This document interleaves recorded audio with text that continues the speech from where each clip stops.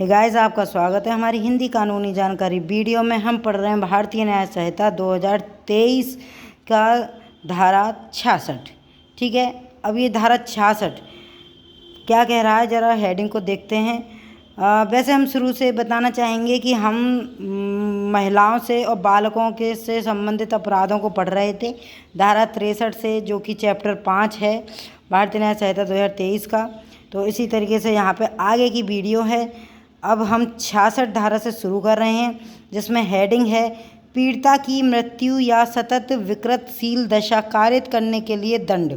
अब इस हेडिंग का अर्थ समझते हैं हम आसान भाषा में।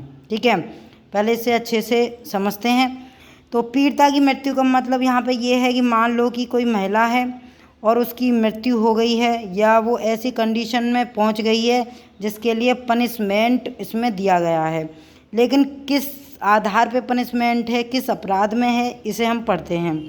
जैसा कि यहाँ लिखा है, जो कोई धारा 64 की उपधारा 1 या उपधारा 2 के अधीन दंडनीय कोई अपराध करेगा और ऐसे अपराध का दौरान ऐसी कोई क्षति पहुँचाएगा जिसमें स्त्री की मृत्यु कारित हो जाती है, या जिसके कारण, यहाँ पर जो जिसके कारण के बाद का पढ़ते हैं हम, क्या लिखा है, स्त्री की दशा सतत विकृतशील हो जाती है, वह ऐसी अवधि के कठिन कारावास से जिसकी अवधि 20 वर्ष से कम नहीं होगी, किंतु जो आजीवन कारावास तक ही हो सकेगी, जिससे उस व्यक्ति के शेष प्राकृतिक जीवन काल के लिए कारावास अभिप्रेत होगा या मृत्युदंड से दंडित किया जाएगा।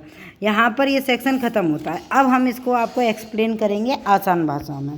कहने का मतलब ये है कि जैसे कि हम अब तक पढ़ते जा रहे हैं कि किसी की महिला के साथ यौन शोषण या किसी बच्ची या बालक के साथ यौन शोषण होता है, सेक्सुअली इंटरकोर्स होता है, तो उस आधार पे एक रेप कमिट भी होता है। इसी तरीके से अगर ऐसा कोई अपराध किया जाता है किसी महिला, किसी बच्ची या किसी बालक के साथ जो रेप कमिट में आता है, अगर उस दौरान किसी स्त्री की मृत्यु हो जाती है, या वो विकलांग हो जाती है, या वो डैमेज माइंड हो जाता है, वो कोमा में पहुंच जाती है, या किसी भी ऐसी कंडीशन में पहुंचने की वजह से, रेप करने की वजह से उसका इतनी बड़ी हानि होती है, शारीरिक हानि, मानसिक हानि, जिसके आधार पे उसके जीने का कोई मतलब ऑप्शन ही ना बचे, तो ये विकृतशील दशा बहुत ही बुरी दशा होती है। तो यहाँ पर जो सेक्सुअली इंटरकोर्स होने के बाद, यानी कि रेप कमिट करने के बाद अगर ऐसी स्थिति होती है, धारा 66 के तहत उसको सज़ा दी जाएगी, जिसकी सज़ा अभी हमने पढ़ी थी। यहाँ पर कठिन कारावास होगा उसे, और कम से कम आजीवन कारावास तो होगा, और मृत्युदंड भी होगी, और 20 वर्ष से कम सज़ा नहीं होगी। ठीक है, तो जैसे कि 20 वर्ष से कम सज़ा नहीं होगी, और यहाँ पर आजीवन कारावास भी हो सकता है, और ज़्यादातर मृत्युदंड ही दिया जाएगा। अब पूछो मृत्युदंड क्यों दिया जाएगा?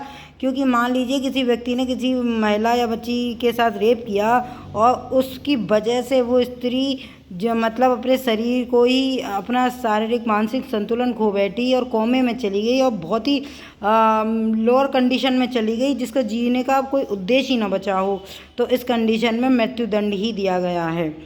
तो ये सेक्सुअल इंटरकोर्स यानी कि ये एक यौन शोषण अपराध से ही संबंधित है, जो धारा 66 हमें बताती है। आगे की वीडियो में हम पढ़ेंगे 67 से